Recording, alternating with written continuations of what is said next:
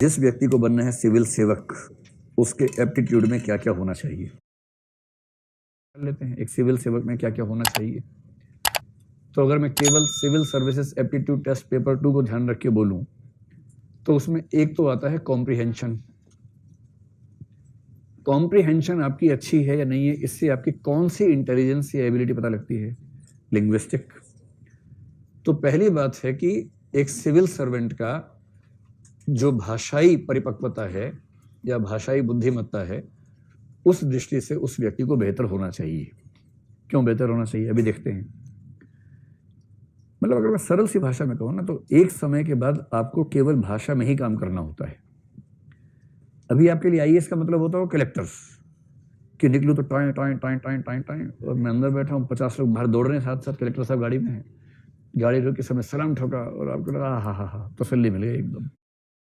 नेहरू विहार सफल रहा, इतने साल तपस्या की नाले के पास बैठ के मजा आ गया। कुछ लोगों के दिमाग में इतना रहता है, और उनका मतलब आईएएस बनने क्या होता है कि खड़े खड़े फैसले कर दिए, खाप पंचायत की तरह से। सब ये इस मूड में जो लोग रहते हैं ना। लेकिन आप पाएंगे कि 7, 8, 9 साल की नौकरी के बाद, 14 साल के बाद तो पूरी तरह से, जहां 14 साल की नौकरी हुई, वनवास शुरू। 14 साल का नहीं हो तो 14 साल के बाद होता है।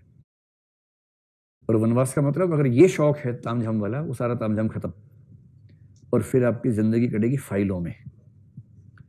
और उस हर फाइल की ताकत इतनी ज्यादा है जितनी ताकत जिले के कलेक्टर की बिल्कुल नहीं हो सकती। कलेक्टर तो बहुत चूहा टाइप का है, पिद्दी टाइप का है उसके सामने। उस फाइल में लिखा हो कुछ, कलेक्टर बेचारा खड़े होकर पढ़ता है, बैठ के पढ़ नहीं पाता उसको, इतना खौफ खाता है उससे। पूरी जिंदगी आपका काम है लिखना और ठीक से पढ़ना। हजारों रिपोर्ट्स आएंगी, वो सारी पढ़नी होंगी, उनका सटीक अर्थ निकालना होगा, नोटिंग करनी होगी, ड्राफ्टिंग करनी होगी। आपके लिखे हुए एक एक शब्द से कई हजार करोड़ का खर्चा हो जाएगा। और अगर लिखने में आपसे एक शब्द के अर्थ का मतलब चेंज हो गया ना, वो सरकार या समाज के संसाधनों पे बड़ी करारी चपत हो सकती है। इतनी सटीक भाषा होनी चाहिए कि आप जो लिखना चाह रहे हैं एग्जैक्टली वही अर्थ निकले। और दूसरा, अगर कोई रिपोर्ट पढ़ रहे हैं तो जो लिखा गया है एग्जैक्टली वही समझें जो लिखा गया है।